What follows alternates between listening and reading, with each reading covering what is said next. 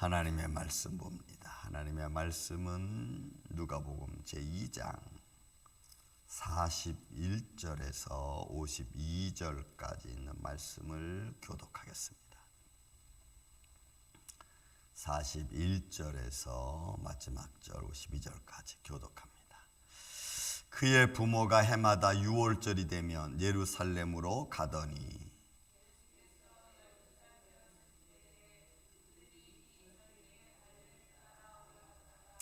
그 날들을 마치고 돌아갈 때에 아이 예수는 예루살렘에 머무셨더라. 그 부모는 이를 알지 못하고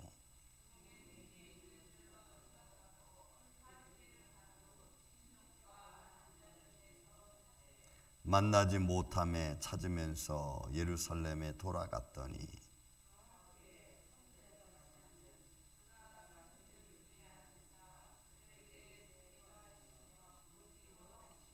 듣는 자가 다 그 지혜와 대답을 놀랍게 여기더라.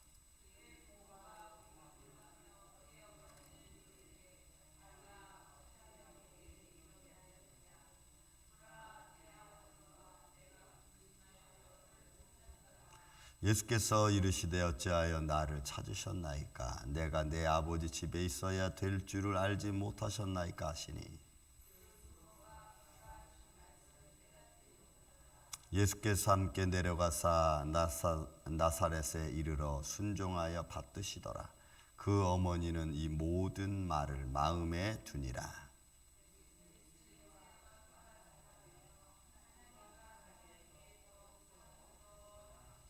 아멘.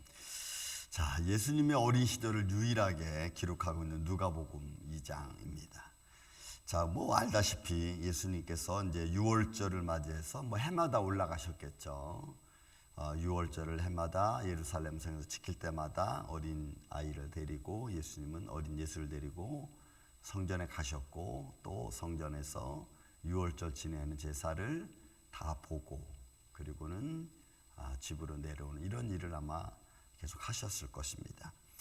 그리고 이제 12살쯤 되었을 때에 12살이면은 유대 법으로 보면은 13세가 이제 성년으로 취급하는 거의 이제 성년이라고 이제 인정될 만한 그때를 이제 준해서 말합니다. 그래서 오늘날도 그 교회 법 노예법이나 이런 법에 보면은 성년을 13살로 인정을 해서 세례받고 우리 지난번에 진서 우리 유아 세례 받죠.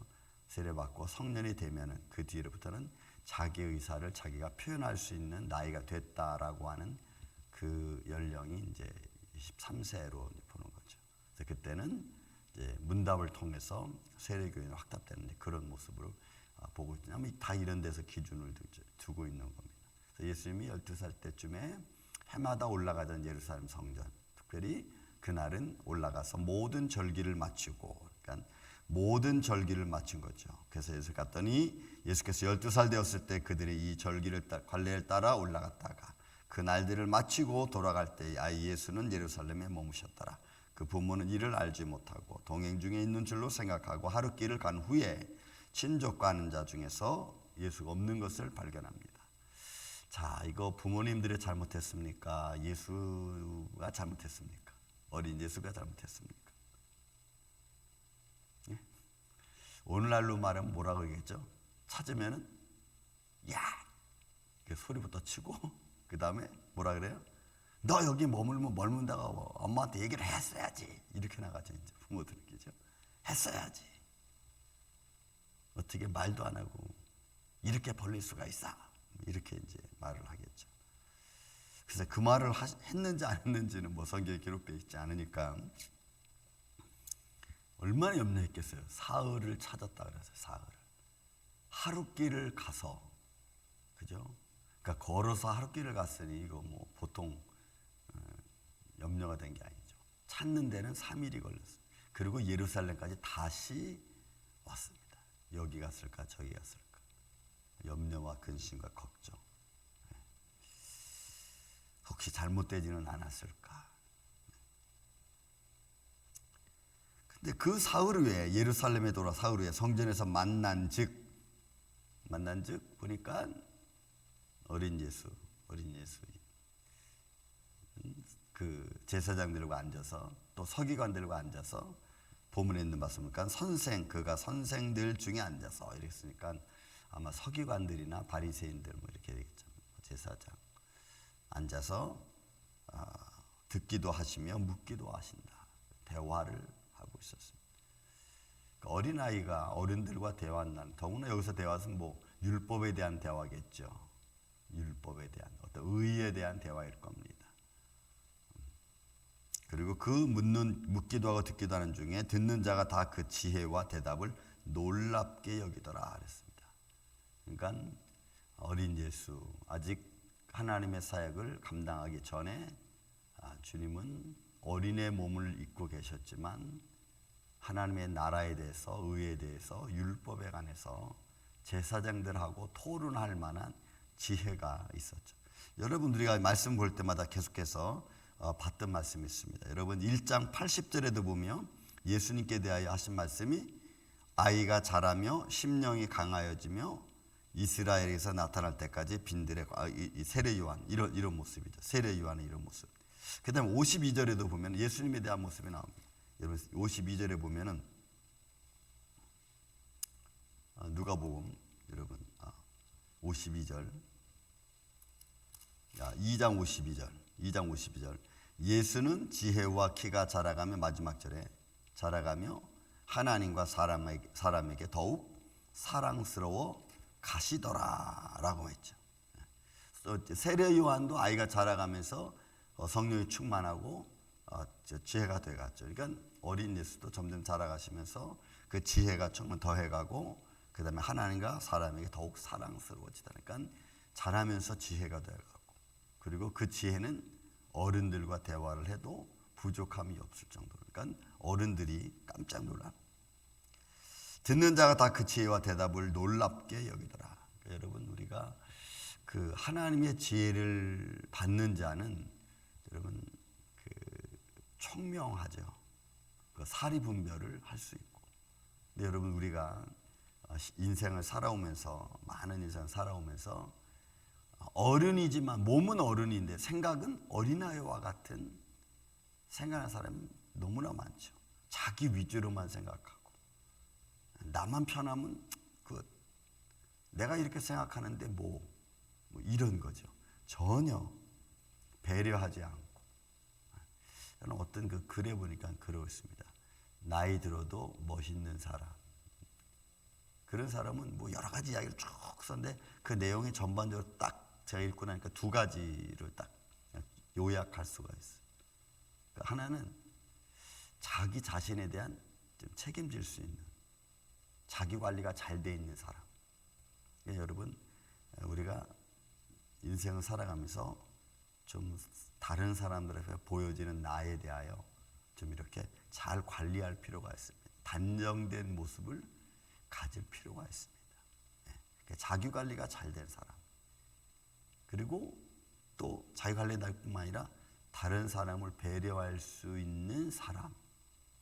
여러분 이거는 언어를 통해서 나타나는 겁니다. 다른 사람에 대한 마음과 생각 같은 것들을 배려할 수 있는 사람. 그러다 보면 생활도 배려할 수 있는 마음이 되죠. 언어적으로도 그렇고. 그게 여러분 그 사람들 앞에 칭찬받고 모든 사람들에게 좀 좋은 인상을 줄 수 있는 그런 모습이죠. 근데 그런 모습으로 우리가 있으면 누가 와도 함부로 하지는 않습니다. 그러니까 사람은 외모를 보거니와, 그렇죠? 사람은 외모를 보거니와 나 여호와 하나님은 중심을 보신다 했더니 똑같아. 어차피 세상 사람들은 외모를 보는 게 우선이거든. 보는 게. 그래서 여러분 우리가 사람들 앞에 보여지는 나를 잘 관리하는 게 중요합니다. 그리스도인은 그리스도인의 모습을 갖고 있는 게 여러분 참 좋습니다.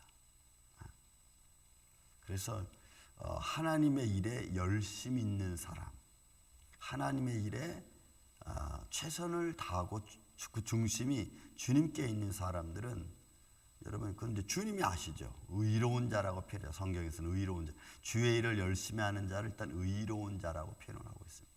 우리 생활 속에서도 우리가 내게 주어진 책임, 나에게 주어진 일들을 내가 잘 나를 관리하면서 할 수 있는 사람. 그러니까 예수는 어린 예수는 벌써 그런 모습이 벌써 딱 이제 갖춰진 거죠. 하나님의 영광에 성령에 충만했고 말씀 육신이 되신 그런 만왕의 왕 예수님께서 어린 예수, 어린 육신의 몸을 입고 계신 예수. 그러니까 그 청명과 지혜와 명찰, 여호와를 경외하는 자가 그죠? 지혜로운 자라고. 또 어둠에서 악에서 떠난 자가 명철이라고 했으니까 여러분 이것은 악을 떠난다는 것은 불가능한 일이죠 우리가. 근데 그렇지만 그 악을 떠난다는 것을 우리가 잘 분별해가는. 그래서 악인의 길에 서지 않는 그런 삶을 우리가 살고 하나님 말씀과 기도를 거룩하여가는 그런 모습. 그러니까 사울에 만난 예수 부모들은 깜짝 놀랐죠. 여기에 나와 있지 않죠. 이건 별별 말을 아직 어린 예수니까. 또 그가 하나님의 거룩함을 입고 정숙한 모습으로 자라가는 아이지만 지금 이 벌어진 상황에 대해서는 왜 우리한테 얘기하지 않았느냐. 이제 이런 어떤 모습으로 인간적 어떤 모습이 있겠죠. 그 부모가 보고 놀라며 그의 어머니는 이르되 아이야 어찌하여 우리에게 이렇게 하였느냐. 아이야 어찌 이렇게 우리에게 했느냐. 얘기를 좀 하지. 그러니까 알았을 텐데. 보라 내 아버지와 내가 근심하여 너를 찾았노라. 성경은 아주 고급스럽게 말을 하고 있습니다. 오늘날 우리 같으면 뭐 이놈 죽일 놈 살릴 놈부터 시작해가지고 왜 말을 안 듣느니부터 시작해서 막 이런 말을 하겠죠. 그렇지만 성경은 그렇게 쓸 수는 없으니까. 야 근심해서 찾았다. 근데 여러분 예수의 대답이 참 흥미롭습니다. 보세요. 예수께서 이르시되 어찌하여 나를 찾으셨나이까.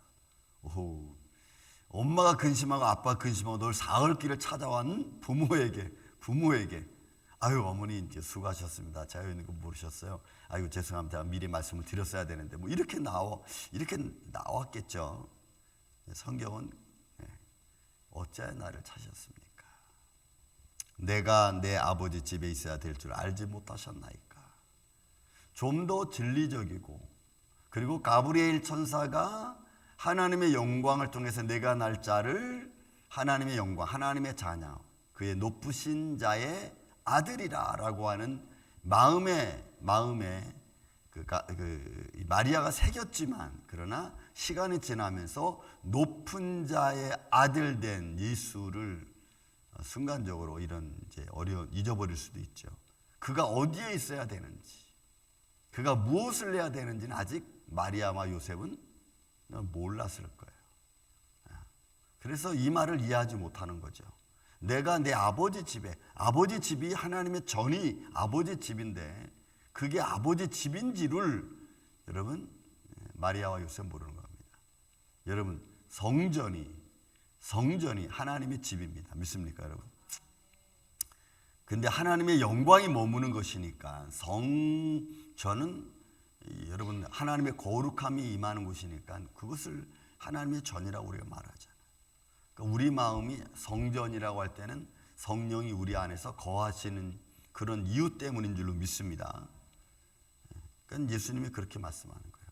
하나님의 영광이 하나님의 보좌가 있는 곳. 뭐 이 당시에 아직 예수님이 십자가 지기 전이시니까 성전 중심 아닙니까? 하나님의 거룩함 안에서.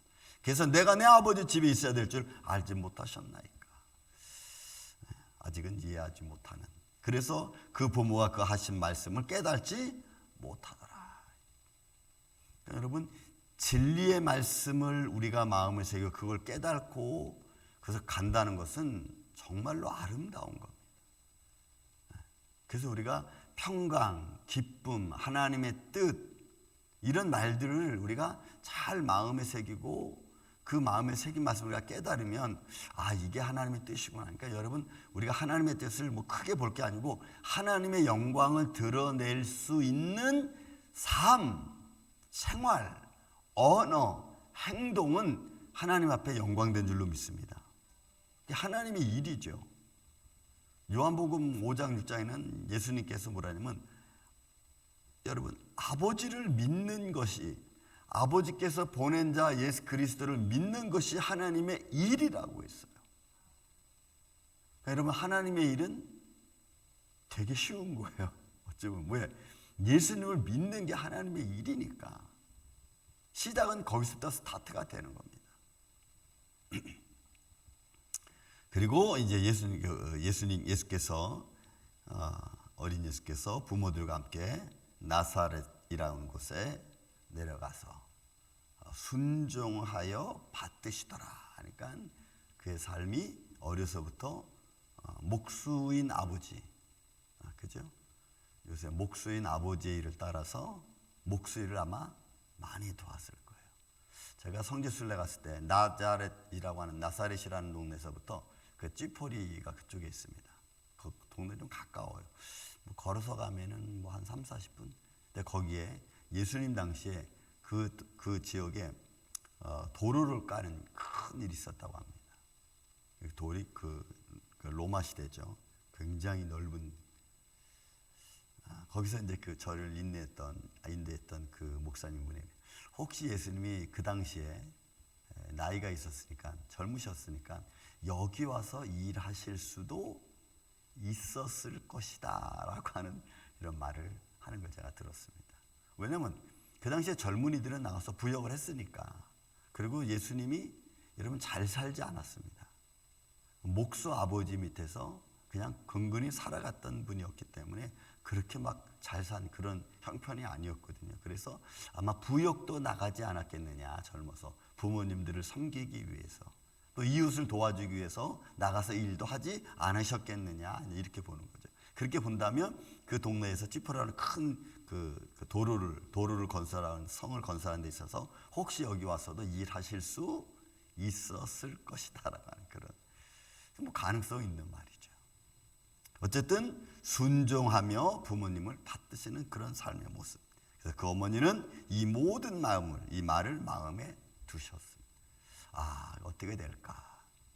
그러면서 여러분 잘 보위해 주는 거죠.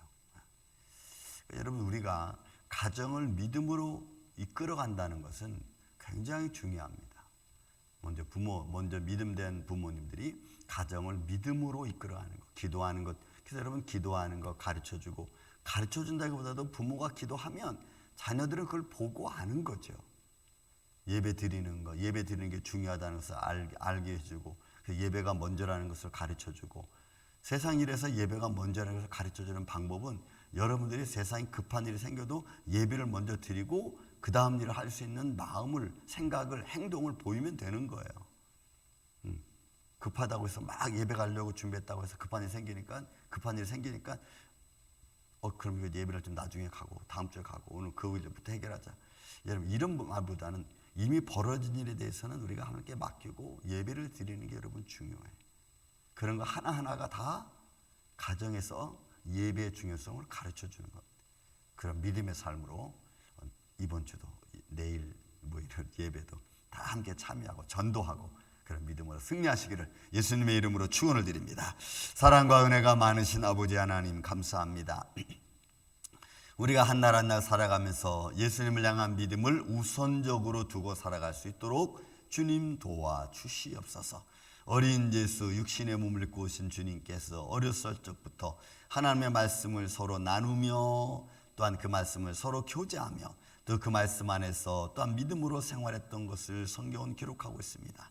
주님, 먼저 우리 사랑하는 가정들이 이렇게 자손들과 부모가 함께 모여 하나님 말씀을 나누며 또한 거룩한 하나님께 예배하는 귀한 가정이 되게 하여 주시고, 또한 내일 모일 모든 성도의 가정도 믿음으로 이끌어 주시고, 모든 어둠의 세력에 예수 이름으로 물러가며 주의 거룩한 성령으로 충만하게 하여 주셔서 다 함께 예배하고 찬양하며 주님을 영화롭게 할 수 있는 심령 되게 하여 주시옵소서. 오늘 이 한날도 이렇게 우리를 붙들어 주셨기를 원하옵고 사랑이 많으신 예수님의 이름으로 기도하옵나이다. 아멘.